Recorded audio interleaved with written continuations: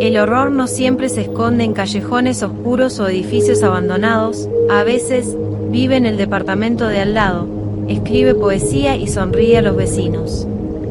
En este volumen 3 de México da miedo, nos adentramos en el número 17 de la calle Mosqueta, en la colonia Guerrero, donde la fachada de un intelectual refinado ocultaba a uno de los monstruos más perturbadores de la historia moderna, José Luis Calva Cepeda, conocido mundialmente como el caníbal de la Guerrero.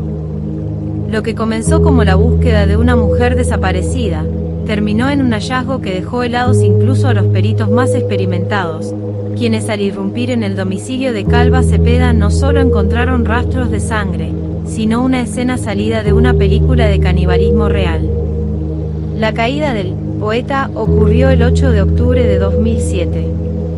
La policía buscaba a Alejandra Galeana, su pareja sentimental, de quien no se sabía nada desde hacía días. Al entrar al departamento, el olor a descomposición era insoportable, pero el verdadero impacto llegó al revisar la cocina. Sobre la mesa, un plato con carne humana aderezada con limón, y en el refrigerador, restos pertenecientes a Alejandra. Lo más macabro no fue solo el acto del asesinato, sino el ritual posterior. Calva Cepeda, un hombre que se jactaba de su talento literario y escribía obras de teatro y poemas de amor, había cruzado la línea final de la deshumanización al consumir parte de su víctima, supuestamente buscando una conexión mística o simplemente cediendo a una pulsión psicopática que llevaba años gestándose. A medida que la investigación avanzaba, el misterio se volvía más denso, pues se descubrió que Alejandra no era su primera víctima. El rastro de sangre de Calva Cepeda parecía extenderse a otras mujeres, incluyendo una exnovia cuyo cuerpo fue hallado desmembrado en una maleta y otra víctima que trabajaba en una farmacia. El caníbal utilizaba su carisma y su supuesta sensibilidad artística para atraer a mujeres vulnerables, a quienes luego sometía a un ciclo de violencia que terminaba en la muerte y, en el caso final, en el consumo de su carne. Su captura fue tan dramática como su vida.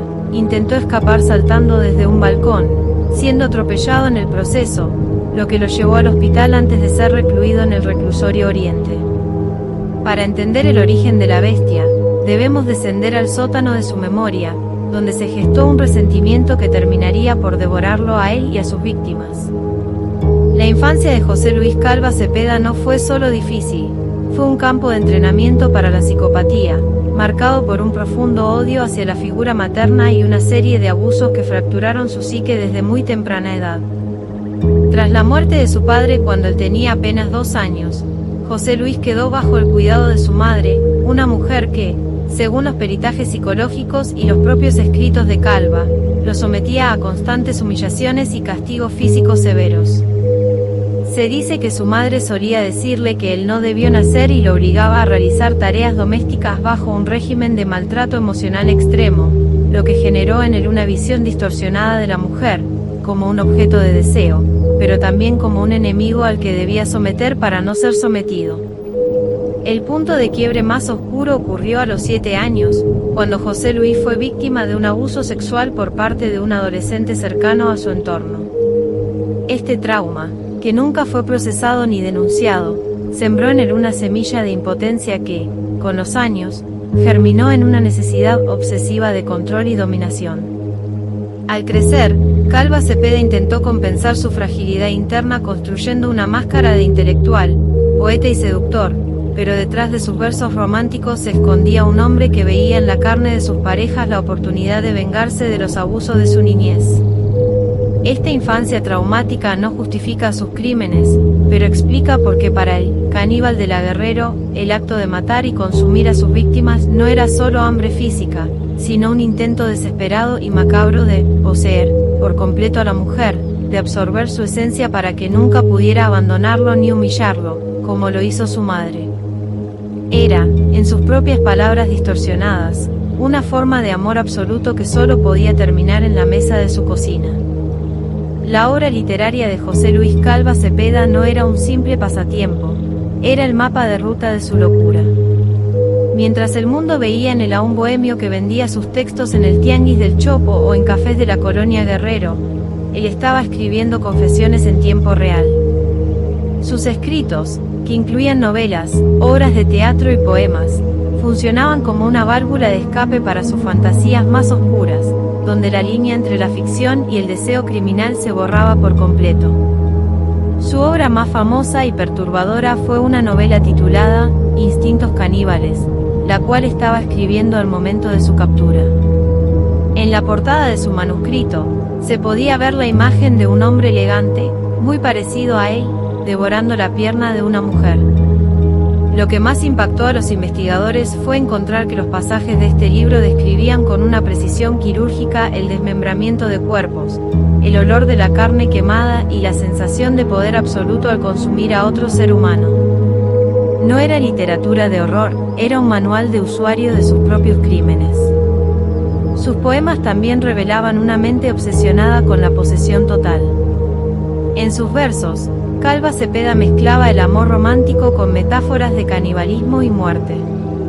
Escribía sobre beberse el alma de su amada y fundirse en un solo cuerpo de una manera literal y sangrienta.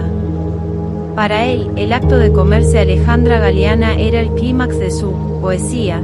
Si la consumía, ella nunca podría dejarlo, nunca podría traicionarlo, y finalmente, él tendría el control que su madre le arrebató de niño.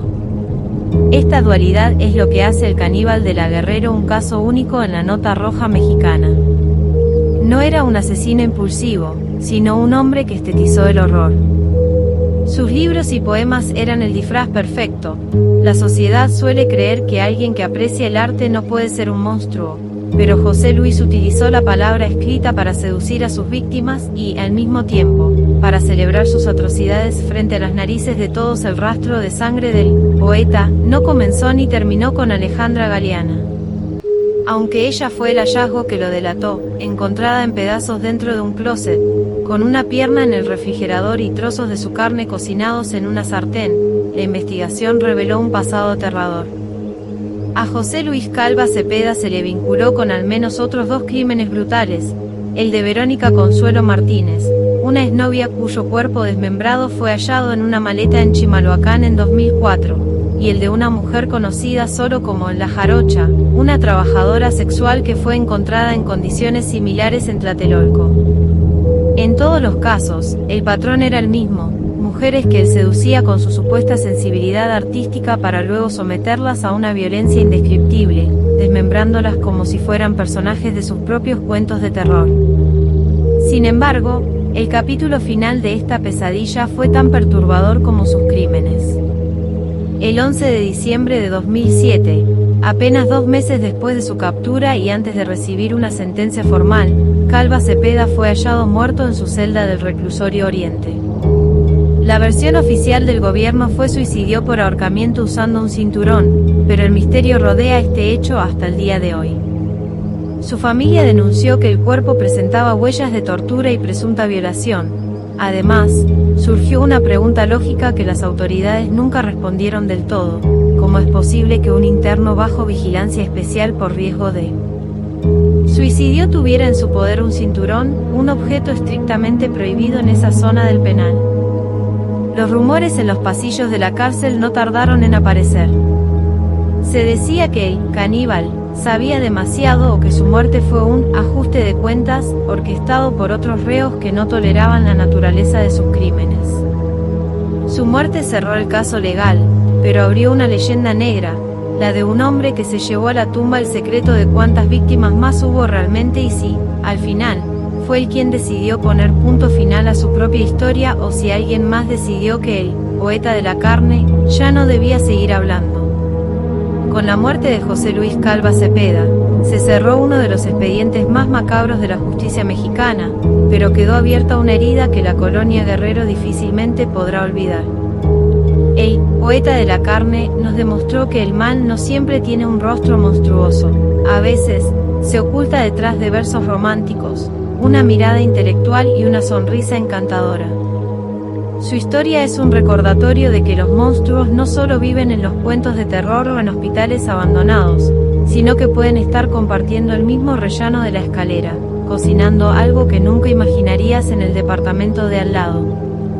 Hoy, el número 17 de la calle Mosqueta sigue ahí, pero el eco de los poemas de Calva Cepeda parece haberse transformado en un silencio pesado que incomoda a quienes pasan por ahí. Con esto terminamos el volumen 3 de México da miedo aquí en el Séptimo Misterio. Pero no te vayas muy lejos, porque en el próximo volumen nos adentraremos en una de las leyendas más antiguas de la capital, la historia de una mujer atrapada entre la culpa y la eternidad, cuyo lamento ha helado la sangre de generaciones. Soy Marisol, gracias por acompañarme en este viaje al corazón de la oscuridad. No olvides suscribirte, activar la campana y contarme en los comentarios, ¿crees que el caníbal realmente se quitó la vida o fue silenciado por sus propios demonios en prisión? Nos vemos en el próximo vídeo, si es que te atreves a seguir escuchando.